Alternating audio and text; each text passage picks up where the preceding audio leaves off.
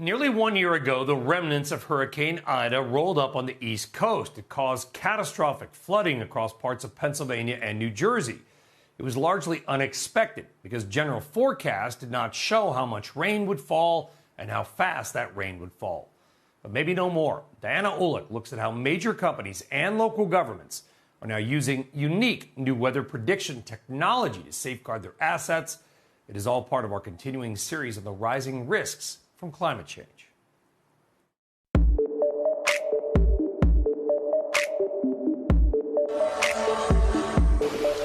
When Tropical Storm Ida blew into New Jersey almost a year ago, the state was woefully unprepared. After all, it wasn't a hurricane, but the deluge was incredible. It rained 4 inches in 1 hour during Hurricane Ida, and we had a total of 6.5 inches of rain in one storm event. The city of Hoboken, just across the Hudson River from Manhattan, is only 2 square miles, but home to more than 62,000 people. It is increasingly prone to flooding, so the city had been putting protections in already. This looks like a pretty garden, but it's actually just a big drain? Yeah. This park sits atop a massive cistern that can hold 200,000 gallons of water and is managed remotely, so water can be held or released when necessary.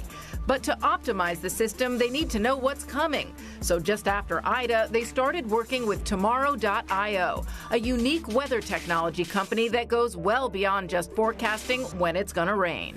So everything is fully proprietary. We tell organizations, cities, governments, enterprise businesses how the weather is going to impact their operations in advance so that they can actually make changes before it's too late.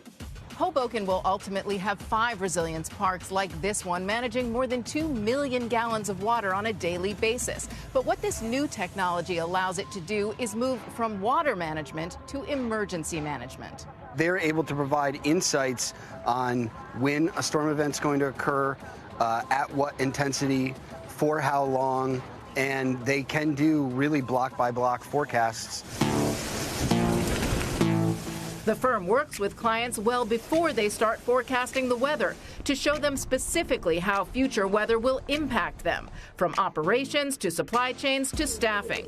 Having such precise data of when, where, and how severe weather will strike a region can ultimately save companies hundreds of thousands of dollars in resources and waste.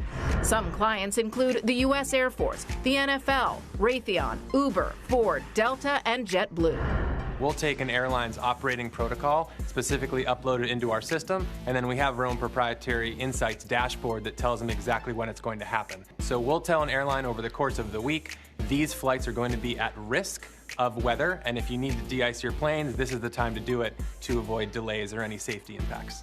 Climate security is also fast becoming part of global security as cities, governments, and businesses start to build climate adaptation systems. Climate security is the new cybersecurity. That's why Tomorrow.io is sending its own satellites into space, which will send back data far more frequently than government weather satellites. That's going to completely revolutionize weather forecasts for the entire planet. Tomorrow.io is not the only company in this space. There's also Dark Sky, which was recently bought by Apple. But these new companies are nothing like the legacy names. This is weather intelligence, modeling, planning, and of course prediction, all of which takes place before a drop of rain ever falls. Brian? All right, Diana. So we talk a lot about how companies have to disclose their potential risk from climate in their disclosures going forward. How could predictions and technology like this sort of factor into that risk, help them plan, help them predict?